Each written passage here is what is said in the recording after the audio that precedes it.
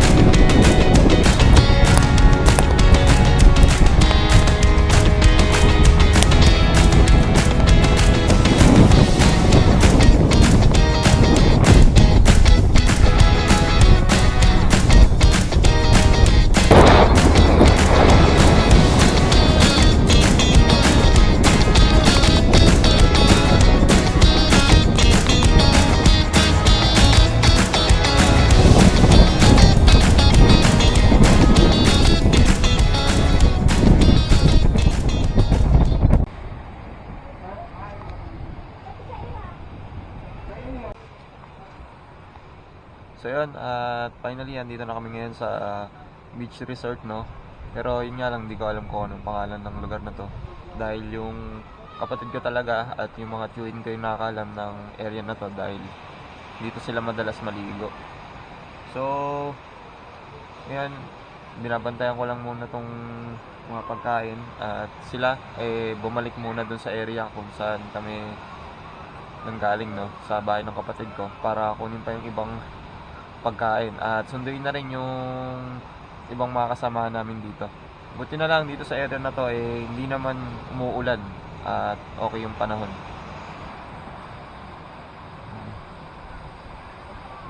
Pero kanina kung mapapansin nyo sa naging biyahe namin papunta rito medyo malakas yung ulan at pabugso-bugso na rin. Pero awa ng Diyos dahil okay naman yung panahon niya at makakapag-enjoy tayo kahit paano. So antayin ko mo lang muna dito yung mga kasama ko at para makaligo na rin.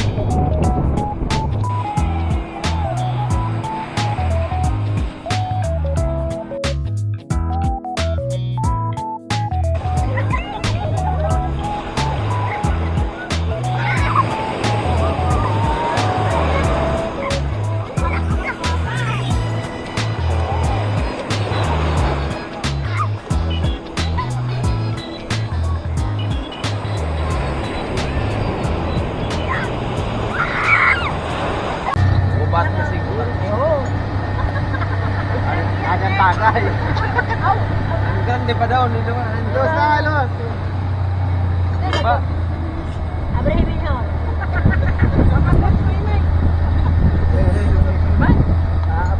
Oo. Pagkara na ating hingay kambel.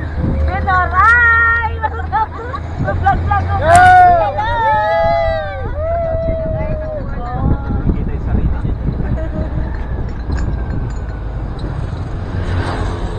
Pili mo yung content yan. Edison, walang hiya Edison. Pili mo yung content yan.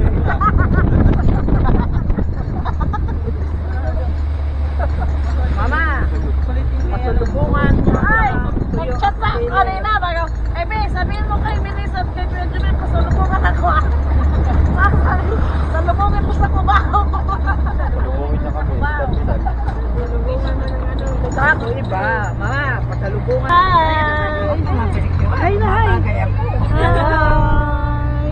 Nordina. Nasa Tordena. Sige, may magkarigo. Pag-ahali mo, baklas ka. Lalaki na halo. Hi! Lagi. Parang may dataray. Tambay na. Tambay. Tamblag. Uy, good naman. Yan, arabayan. At arabayan. Yung araw.